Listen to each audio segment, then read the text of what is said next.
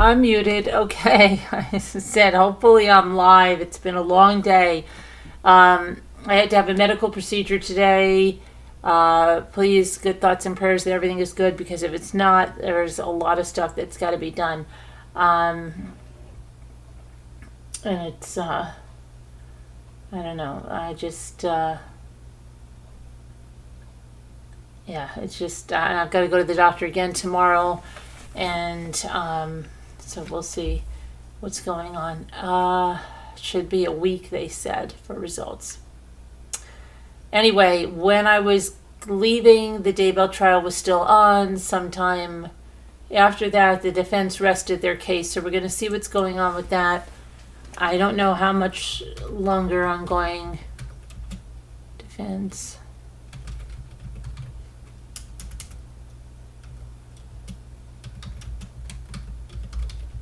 Because I'm very tired today, and I've lost a lot of blood today, so I'm just drained. Okay, let me see here. So after calling 11 witnesses, defense rested their case in the Chad Daybell triple murder trial. So I know Elle is we should have had Elle up here on the panel. She's really into this case, which I find is so funny because before vacation, she really didn't know that much about it, but she must have just been watched like crazy, because I can't believe how into it she is. But yeah, I mean, let's see. So let me get the graphic up here.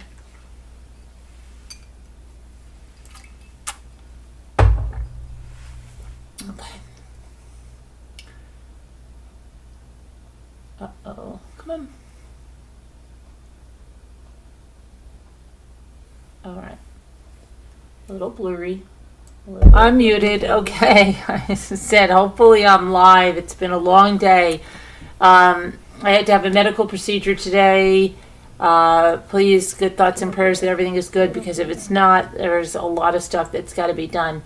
Why are you not going where you And it's, I don't know. I just, so let's see. Let's see how this all went down. I've got to go to the doctor again tomorrow. And so we'll see what's going on. Should be a week, they said, for results. Anyway, when I was leaving, the Daybell trial was still on. Sometime after that, the defense rested their case. So we're going to see what's going on with that. I don't know how much longer ongoing. Oh, it's not being nice to me. It's not being nice. Because I'm very tired today. And I've lost a lot of blood today, so I'm just drained. Okay, here's what we want to see. Now, let me see here. So after calling 11 witnesses, defense rested their case in the Chad Daybell triple murder trial. So I know Elle is was asked, had Elle up here on the Doomsday Prophet, of course, really into Chad Daybell, which I find is so funny, because Doomsday Cult Dad, whatever you want to call him, she really didn't know that much about it, but she must have just been. He was asked by the judge if it was his decision not to testify. And he said how that is correct. The prosecution followed the 11 witnesses with rebuttals, poking holes in testimonies of Daybell's adult children who testified on his behalf on Monday, Emma and Garth, right? Daybell's daughter, Emma Murray, said during her testimony that she did not want to do an interview with the sheriff's office, and that the family only wanted to see the results of the autopsy performed. All right. Detective Bruce Mattingly from the Fremont County Sheriff's Office muted. Heard on a phone call with Emma. Said, hopefully I'm live. It's been a long day. At least like to let you know I had to have a what's medical in procedure it today. And tell you about it. We're not asking please, for an interview. Good thoughts and prayers that everything is good. Tammy because if it's Daybell, not, there's the a lot adult of stuff children's that's mother, got to be done. died of asphyxia on October 19th of 2019 during the testimony of her son, Garth Daybell. He said he got home in the middle of the night after work, and everything seemed seemed go to the doctor normal. again tomorrow. As he passed their bedroom, he said, "I could hear my father snoring." Should be a week. He said later, when he went to his room, He watched YouTube. When I was leaving, the Daybell trial was still on that night. Told the court he heard after a different story. The defense rested their case. So we're going to see what's going on with that. He found her when he got home. I don't know how much, and he didn't know where his father was. And I don't remember if he said she was in bed or next to the bed, but he said she was pale and her lips were blue. And that was said by Jason McKay. Very tired today. Alba Glenn, a friend and co-worker of Garth's. I've lost a lot of blood today, so I'm just drained. Okay, here's what we want. 17 days after Tammy Daybell So after calling 11 witnesses, Daybell married Lori Daybell. Defense rested their case in the Chad Daybell triple murder trial. Arizona to Idaho. I know Elle was asked how Elle appear on Doomsday Prophet of Mercy and Chad Daybell, which I find is so funny because Doomsday Plague Dad, whatever you want to call him, didn't know that much about it. She must have just been. He was asked by the judge if it was his decision not to testify. And he said that is correct. The prosecution followed the 11 witnesses with rebuttals, poking holes in testimonies of Daybell's adult children who testified on his behalf on Monday. Emma and Garth, right? Daybell's daughter, Emma Murray, said during her testimony that she did not want to do an interview with the sheriff's office and that the family only wanted to see the results of the autopsy performed. All right. Detective Bruce Mattingly from the Fremont County Sheriff's Office. Unmuted, okay. Said hopefully I'm live. It's been a long day. At least like to let you know I had to have a medical procedure today. And tell you about it. We're not asking for an interview. Please, thoughts and prayers that everything is good. Tammy Daybell, if not, there's a lot of stuff that's got to be done. Died of asphyxia on October 19th of 2019 during the testimony of her son, Garth Daybell. He said he got home in the middle of the night after work, and everything seemed go to the doctor again tomorrow. As he passed their bedroom, he said, "I could hear my father snoring." Should be a week. He said later, when he went to his room, he watched YouTube. When I was leaving, the Daybell trial was still on that night. Told the court he heard after a different story. The defense rested their case. So we're going to see what's going on with that. He found her when he got home. I don't know how much, and he didn't know where his father was. And I don't remember if he said she was in bed or next to the bed, but he said she was pale and her lips were blue. Instruction and deliberation. That was said by Jason McKay. Tired today. There will be no court on Friday and co-worker of the Memorial Day holiday. So that's it, folks. That's it. Okay, here's what we want. 17 days after Tammy Daybell. So after calling 11 witnesses, married Lori Daybell. Defense rested their case in the Chad Daybell triple murder trial. Arizona to Idaho. No, Elle was asked how Elle appear on Doomsday Prophet of Mercy and Chad Daybell, which I find is so funny because Doomsday Plague Dad, whatever you want to call him, didn't know that much about it. He must have just deliberation. He was asked by the judge if it was his decision not to testify. And he said that is correct. The prosecution followed the 11 witnesses with rebuttals, poking holes in testimonies of Daybell's adult children who testified on his behalf on Monday. Emma and Garth, right? Daybell's daughter, Emma Murray, said during her testimony that she did not want to do an interview with the sheriff's office and that the family only wanted to see the results of the autopsy performed. All right. Detective Bruce Mattingly from the Fremont County Sheriff's Office. Unmuted, okay. Said hopefully I'm live. It's been a long day. At least like to let you know I had to have a medical procedure today. And tell you about it. We're not asking for an interview. Thoughts and prayers that everything is good. Tammy Daybell, not, there's a lot of stuff that's got to be done. Died of asphyxia. Okay. 5 times over. Sharon said 5 times over. Did that fix the problem? Did that fix the problem? Hi, Moonchild Pink. How are you? Did that fix the problem?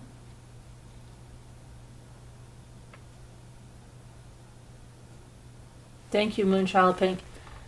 See if that fixed the problem. Okay, good. All right. Sorry. So I don't know when that started. You don't think I need to go over everything? I think you heard. Okay, right? I'll just do the Chad Daybell defense rested. Chad is not testifying. Chad answered in the affirmative that it was his decision, that he did not want to testify. There's no court tomorrow. There's no court Monday. They're going to start with rebuttal witnesses. The prosecution is Tuesday. That is expected to take 1 to 2 days. It's probably going to be closing arguments and jury deliberation probably Wednesday or Thursday. All right? Yeah. Okay. That's as far as we're getting.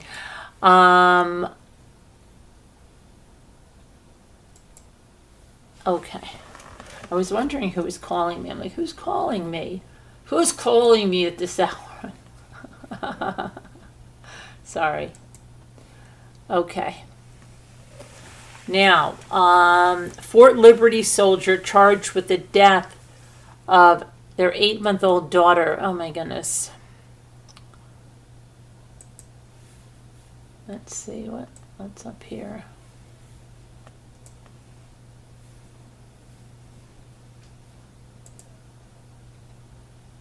A North Carolina soldier has been charged with murder more than a year after the death of his 8-month-old daughter.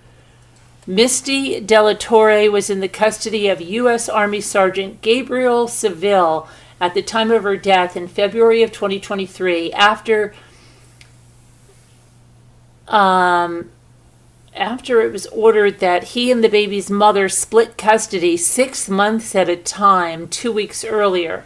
The baby's grandmother, Misty Bray, said her namesake had been with her father for 3 days. Records show that Seville called 911 to say the little girl was not breathing and she was airlifted to UNC hospitals but died a few days later. A medical examiner ruled the little girl's death a homicide from blunt force trauma to the neck and head. Oh my gosh. In court this week at Fort Liberty, hold on a second here. Army prosecutors say the baby had severe brain and eye injuries, which were comparable to a bad car crash, and uncountable hemorrhages. Seville, stationed with the 82nd Airborne Division and subject to the military justice system, appeared at a preliminary hearing on Wednesday after the U.S. Army Office of Special Trial Counsel recommended charges of unpremeditated murder and involuntary manslaughter and domestic violence.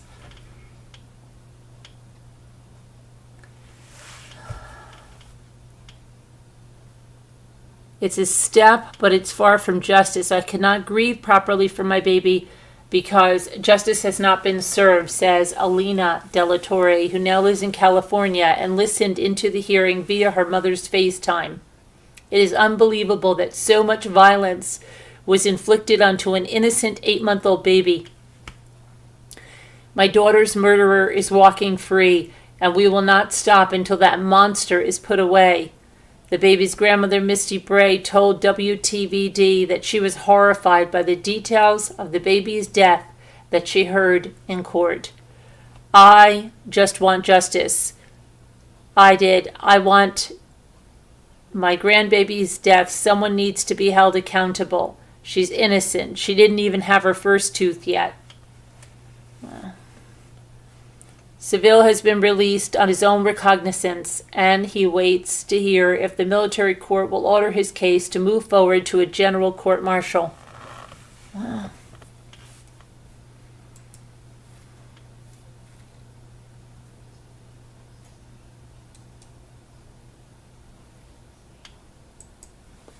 And then a terrible tragedy in Florida.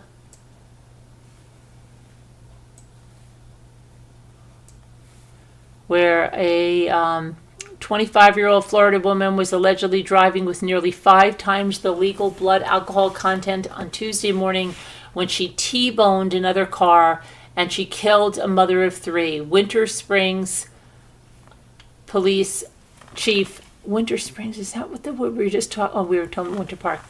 Winter Springs Police Chief Matthew Trike said that Tiffany Alexander,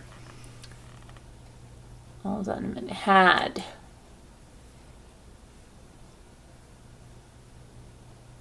let's see what she had. She had 2 times the, she had Let me see here.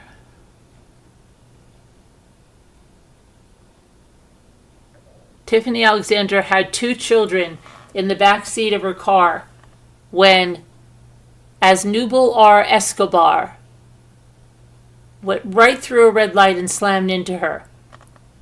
They are okay, Trake said of the children, but Tiffany Alexander did not survive her injuries. An arrest affidavits say a 9-month-old girl was in the car seat and her 4-year-old sister was in a booster seat. A 7-year-old girl was not with her mother and sisters at the time of the crash. So three children lost their mother. Unbelievable. Escobar had a .38 blood alcohol content.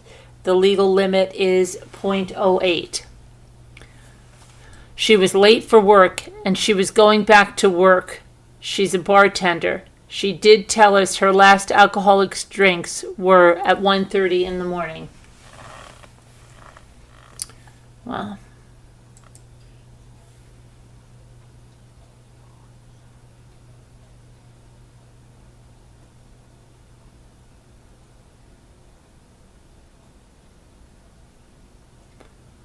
Brothers killed in Pennsylvania.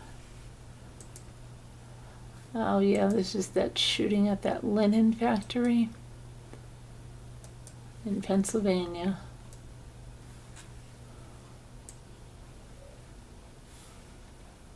Pennsylvania officials identified a 61-year-old gunman who opened fire at his Chester workplace on Wednesday, killing 2 co-workers and wounding 1 more.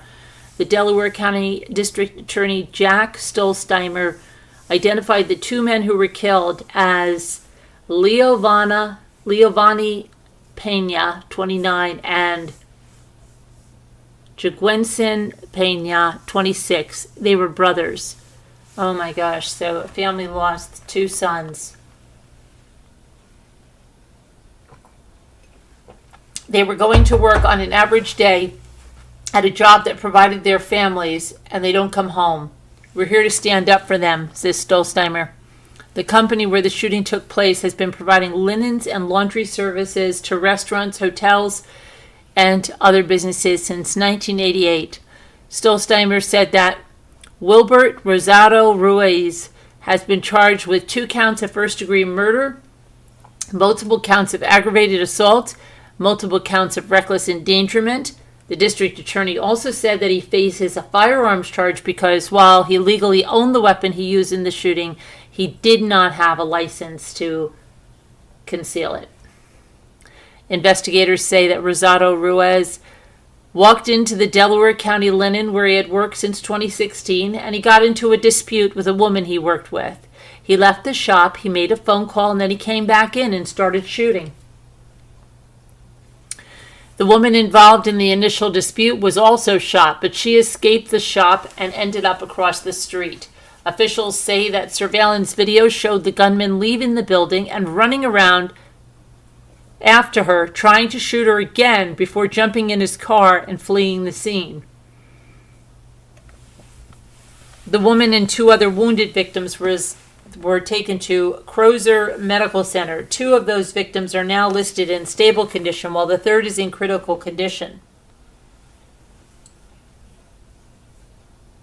He's arrived on the scene. They found one of the shot brothers dead outside the building and in the other inside. At least one of the other 2 wounded victims was a man. He is in stable condition, according to police. Stolzheimer said information from interviews indicates that Rosado Ruiz was a disgruntled employee who was the subject of numerous complaints. And I quote him saying, "My understanding is that he has been complained about by other employees of the business, and I believe there was a meeting of employees with the owner of the business the day before." Rosado Ruiz was facing a judge Thursday afternoon.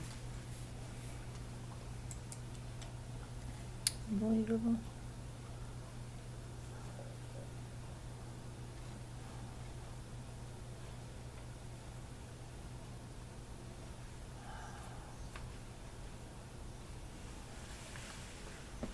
Okay, and then Brian Kohberger. What's he doing? There was a special hearing for him today.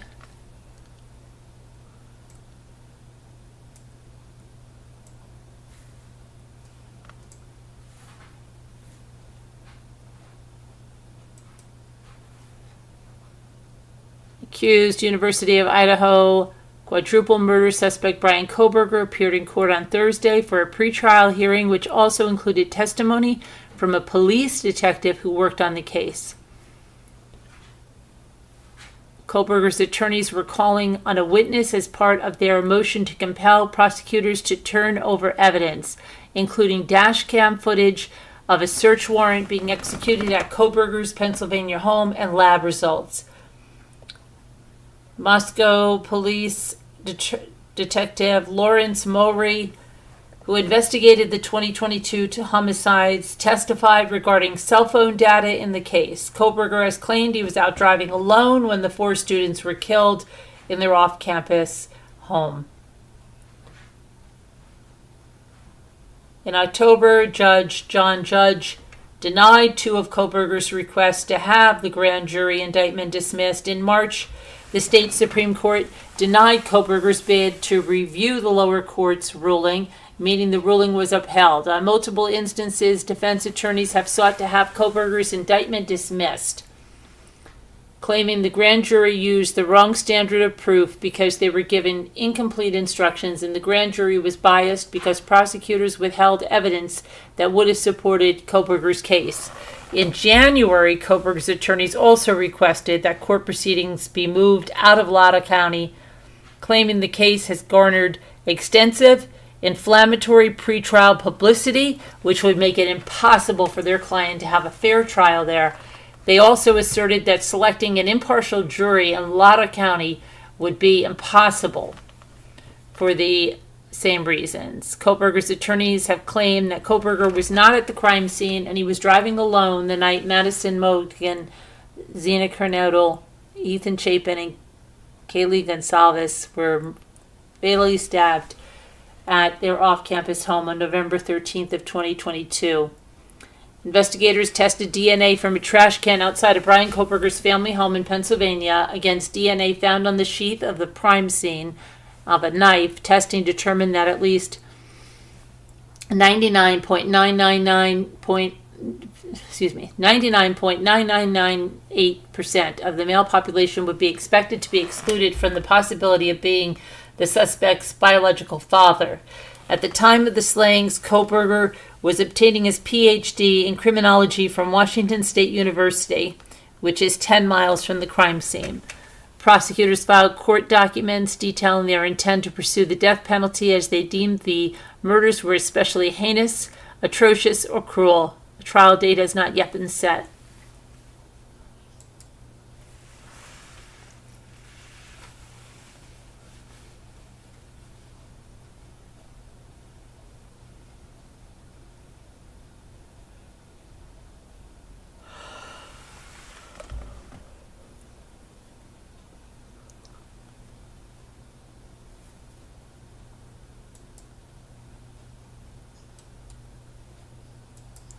And then Lacey Peterson, Scott Peterson. The lead prosecutor in Scott Peterson's murder trial is urging a San Mateo County judge to reject attempts to revive his decades-old case. A California jury found Scott Peterson guilty of murdering his pregnant wife Lacey and their unborn son Connor in 2004. He was sentenced to death. Peterson managed to have his death penalty overturned in favor of life imprisonment without parole, and now his latest appeal, supported by the Los Angeles Innocent Project, claims that previous untested DNA evidence could implicate someone else in the murders and that Peterson could be innocent. Prosecutors disagree. In a 337-page court filing opposing the motion, prosecutors described the overwhelming information that led a San Mateo County jury to convict him, noting in part Peterson's repeated lies, a mistress, and a boat trip in San Francisco Bay. Court documents stated that a police canine detected Lacey's scent on a boat ramp in Berkeley, where Peterson said he was when she vanished in December of 2022. Lacey's hair was also found in a pair of needle-nose pliers recovered from Scott Peterson's boat. Further, An autopsy indicated that Lacey's body was weighted to the seafloor before disintegrating and washing ashore in the San Francisco Bay. Prosecutors also presented evidence that Peterson made multiple homemade anchors from concrete and rebarb. Okay, and there is documentation that we have to go through, but it's over 300 pages, so we will go through this. Definitely. We will be looking at this, but it's, like I said, they have a lot of material here, and definitely we will be going over this. No doubt about it, but right now I'm way too tired to get into that and read that. There's another thing that I want to talk about is that Baby Reindeer, and I want to talk about something that the real stalker filed. And I want to talk about that, and I want to talk about the Pierce Brunson interview, which I'm going to watch.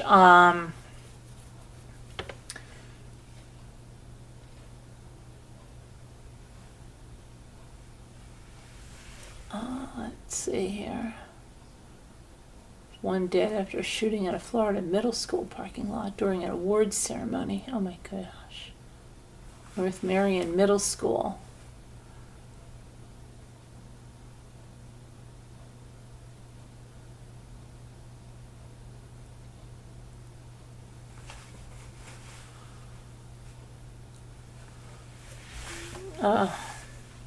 And Uvalde, family members of the Uvalde school shooting victims filed a suit against the state police officers.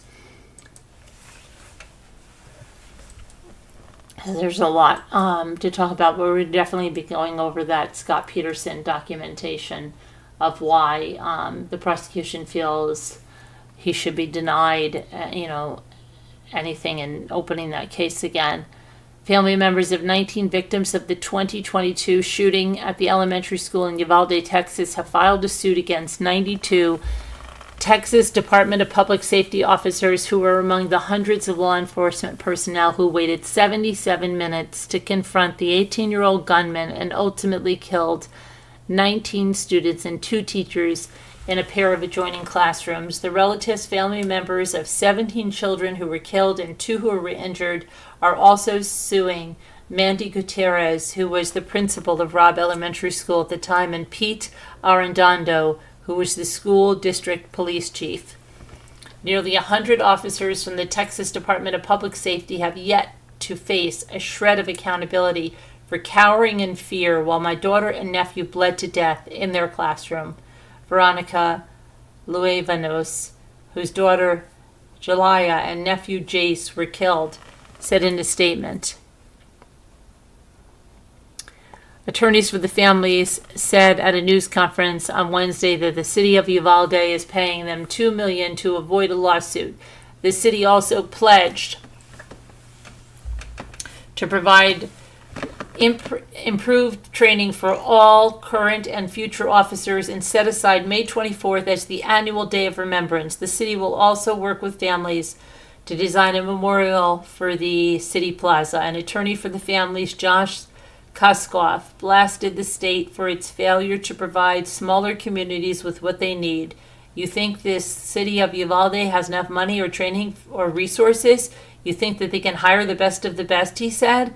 As far as the state of Texas is concerned, it sounds like their position is you're on your own. Koskoff addressed the idea of qualified immunity, in which the government officials and law enforcement can be shielded from being held responsible in lawsuits. We think that this situation where kids, after all, are required to lock down in their classrooms, their freedom is constrained, Koskoff said. In this situation, we feel like qualified immunity is not applicable. Okay, Koskoff pointed out that 376 6 law enforcement agents responded to the shooting at Uvalde, vastly outnumbering the single shooter. On paper, it should have been no contest. So what happened, Koskoff said. Maybe it turns out that if a kid has a military weapon, the AR-15, you can get access to it easily. Maybe it's not that simple to stop a kid like that. Of course, they didn't give themselves a chance, these 376 officers.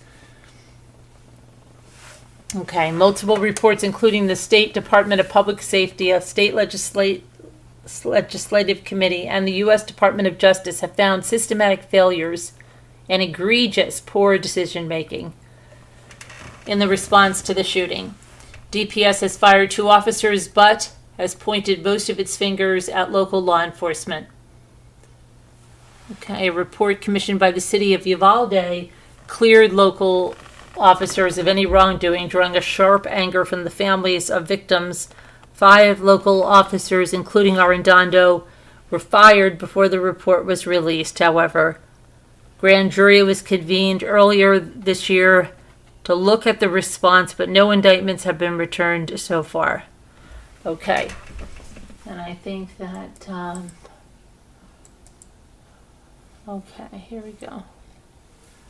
I might just have to do our word cookie, and I'm sorry, but I might just have to go to bed after that. I am exhausted. I have to get back on track, but I'm just too tired. I've had a hell of a day today.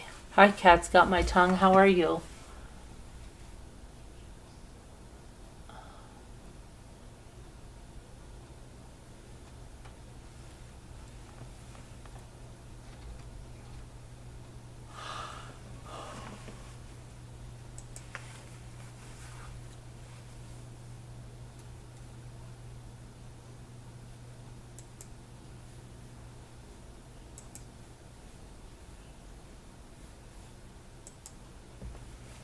Okay.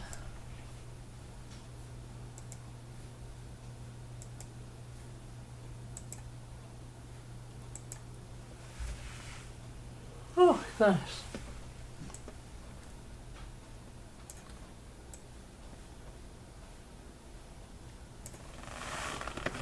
Okay.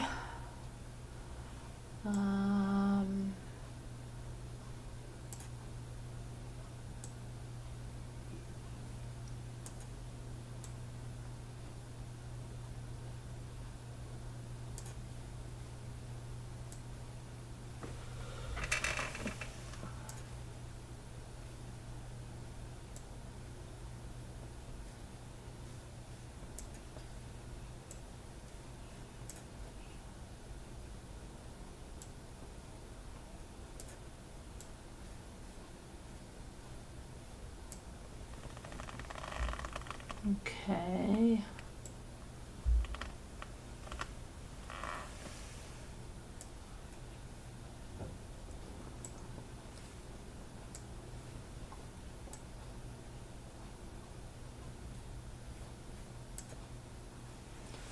Okay, how about line? Okay. How about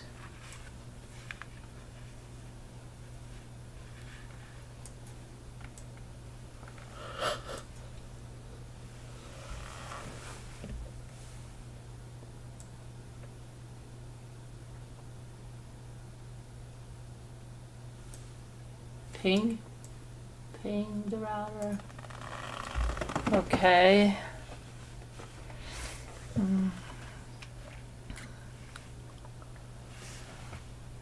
Hi, Emmy.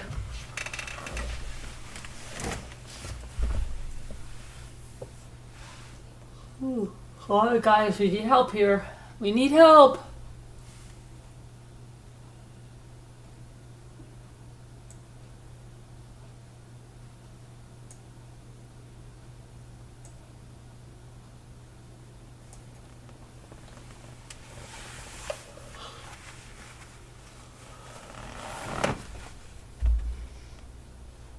Where's our word cookie people? Where's our word cookie people? Come on, Emmy. Come on. Otherwise I'm going to have to leave it for tomorrow. I can't even.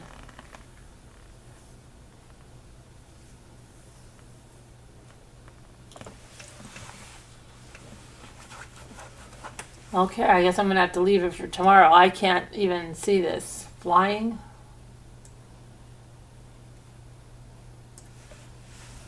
Flying. Okay. Flying.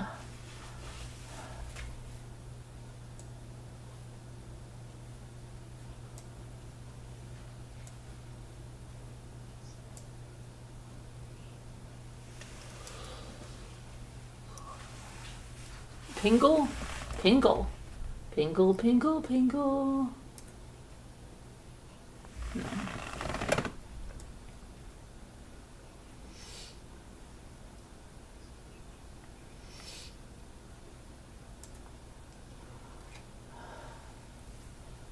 Lying. Oh, that's a good one.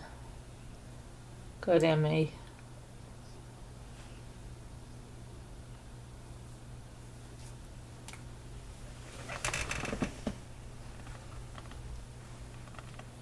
Glenn. Okay, one more. Let's see.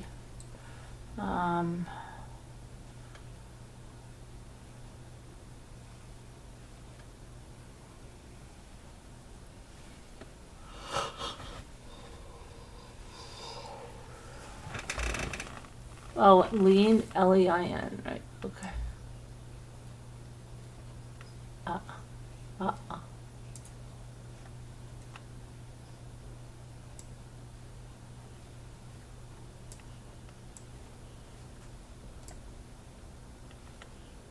Lien. Okay.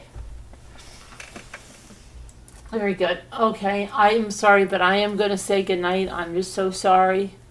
I'm so sorry. Please give me a break. I have to go to sleep, but I will see you guys tomorrow. I love you guys. God bless. Prayers. Sorry, sorry, sorry. I'll get back on the ball.